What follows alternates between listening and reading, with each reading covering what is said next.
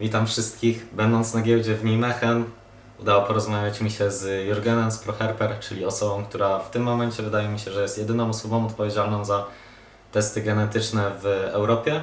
Chciałem pokazać Wam, co on ma na ten temat do powiedzenia, a następnie opowiedzieć Wam o moich odczuciach, bo w tym materiale pokażę Wam też drogę, którą przechodzą, powiedzmy, takie testy. Oczywiście nie od strony laboratoryjnej, ale od strony hodowcy. I powiedzieć, jakie moim zdaniem zalety można zyskać korzystając z takowych testów. Wiem, że Aleksander z Infinity Snakes, którego serdecznie pozdrawiam, robi już o tym odcinek, ale mam nadzieję, że nasze odcinki będą na tyle, powiedzmy, wyróżniające się, że znajdzie się miejsce również na ten mój i że też przekażę Wam coś, czego Aleksander jeszcze nie zrobił. Trochę bardziej chyba od strony takiej praktycznej, nie tylko merytorycznej. I co, zapraszam do oglądania. No i co, tak woli jeszcze, że tak to imię wprowadzenia, chciałem pokazać Wam, od jakiego węża moja przygoda z testami genetycznymi się w ogóle zaczęła i dlaczego się zaczęła, dlaczego zdecydowałem się zrobić te pierwsze testy.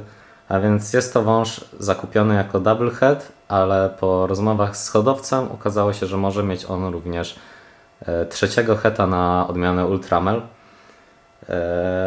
Ja ogólnie w odmianie Ultramel w ogóle nie siedzę, aczkolwiek biorąc pod uwagę to, iż ten wąż mógł okazać się potrójnym recesywem, postanowiłem to sprawdzić, zwłaszcza, że mam do niego również samca. Jak widzicie, samiec wygląda bardzo podobnie.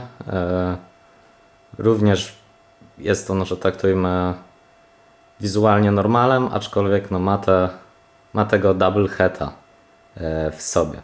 Postanowiłem sprawdzić testami genetycznymi, czy oba węże mają w sobie heta na Ultramela, co powodowałoby potrójnego heta u mnie na hodowli. Najlepiej że tak to ujmę, w samcu i samicy do pary. What name do I write? It's Python's plug? yeah, exactly. Or your name? Or otherwise I don't know. Yeah, I have yeah. to give the results. I forgot about that. So the first thing that's very important, really important, is that the sheds are dry. If the sheds are wet for too long, the DNA degrades and I can no longer test and you will get invalid results, so the test will fail. So that's one very important aspect. So if you dry it, you can keep it for minimum a few months, sometimes even up to a year, the shed. And then it comes to me. Once it reaches me, then I test. I test every week right now. And when I test, you'll have the results 1 week later. So I can test for clown, pied, ultramel, albino, yellow belly complex, cryptic, candy, many different tests, hypo as well. Also developing a lot of new tests right now. So hopefully I will add a lot of new tests soon. I think that's also very, very exciting news. And so what happens is I take the sheds, I take them to the lab. The first step is I take the DNA out, then I purify the DNA, and then I actually check the specific part of the DNA so that I can read that part of the DNA and I can see if a mutation is present. And if this mutation is present, I know that this is, for example, the clown mutation or the pied mutation. And then I check how many copies there are. If there is one copy, you know it's a HUD. If there are two copies, you know it's a visual. So in every test, I always check if it's a HUD and a visual. So that's basically in a nutshell how it works. Okay, and I have one more question because I was wondering if maybe you think in the future it will be possible for you to take the shed and maybe see just check out every gene at once. Like I don't know if you know what I trying to say. So in theory, this is possible. We can already do this actually. Oh, okay. The problem is it's too expensive right now. So you can, I think the price would be a couple of hundreds of euros. And I don't think many people are willing to pay this. So right now what we do is we offer the tests as separate tests, and then you can add another test. So let's say if you want to, generally people know what they want to test for. So if they want to test for clown and pied, this would be a lot cheaper to just test only for clown and only for pied. Because if we would check everything, it would be 10 times more expensive maybe than what we're doing right now. So I think right now it makes more sense to do it the way we're doing it right now. But in the future, the prices will always go down. In the future, I think this is really where we're heading, where you just give a shed and we check everything. and then hopefully by then the prices have gone down a bit, and then it's maybe like 150 euros or something, and we can even maybe take it one step further, and even before they hatch, we could even check this. This is really cool. So even in an egg, if you're cutting the eggs, for example, you take a piece of the eggshell, or you take whatever, we could already check what's in there. So that's really cool before they even hatch. Wow, that's crazy. And what about new genes? Do you think in the future you're gonna be able to tell if there is, for example, some mutation, like a head, for example, of like some new genes, and then prove them out? Yes. So this is indeed what we can do. So now that we know the specific places of mutation, so like clown, for example, we know cryptic, we know those genes. We can also try to find new mutations in the clown gene, let's say. So we have clown, we have cryptic, but maybe there's a third one already floating around, and we don't know about it. So this is really cool, and we can really start screening for this as well. So if you have something interesting coming out of Africa, it looks like a yellow belly or gravel or something like that, you could check, is this really yellow belly, is it gravel, or maybe it's something else, right?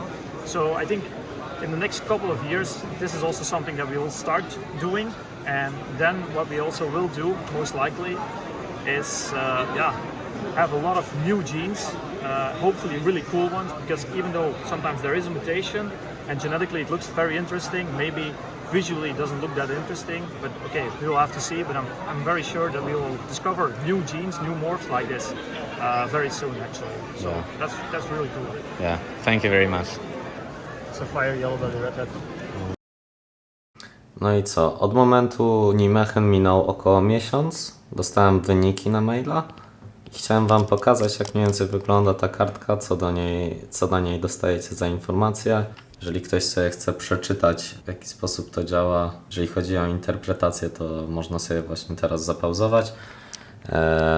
No i przede wszystkim chciałem Wam pokazać, dlaczego te testy były dla mnie aż tak ważne. A dokładniej rozchodzi się tutaj o to, iż ten wąż jest double headem na Sunseta i na Pieda, a teraz okazało się również, że i na Ultramela. Dzięki czemu mamy triple heada i co najlepsze, mamy 2 triple heady, ponieważ zarówno samiec, jak i samica okazały się hetem.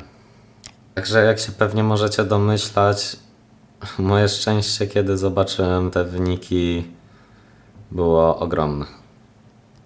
No i co, wykorzystując jeszcze tak okazję na sam koniec, chciałem powiedzieć, że na swojego Morph Marketa dodałem parę węży, w tym m.in. jednego z moich holdbacków, taką samicę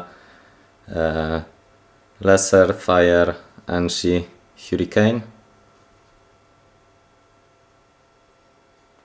Widać, że jest to Hurricane od razu praktycznie. Ona jest teraz na wylince, więc niestety jest taka zszarzała, ale ogólnie jest bardzo fajnym wężykiem. No i co? Dlaczego o tym mówię? Otóż dlatego, że Hurricane teraz można sprawdzać. Ja tutaj mam na przykład 2 takie wężyki z GHI, w których Hurricane mógł siąść. Na pierwszy rzut oka nie jestem pewien, czy tak się stało, ale przyszły właściciel może sobie to sprawdzić testami. A jak nikt się nie znajdzie, to sam po prostu sprawdzę to testami. No i na sam koniec chciałem podziękować zarówno Wam za oglądanie, jak i ProHerperowi za poświęcony mi czas i co? Zachęcam do zostawiania komentarzy i widzimy się w przyszłych materiałach.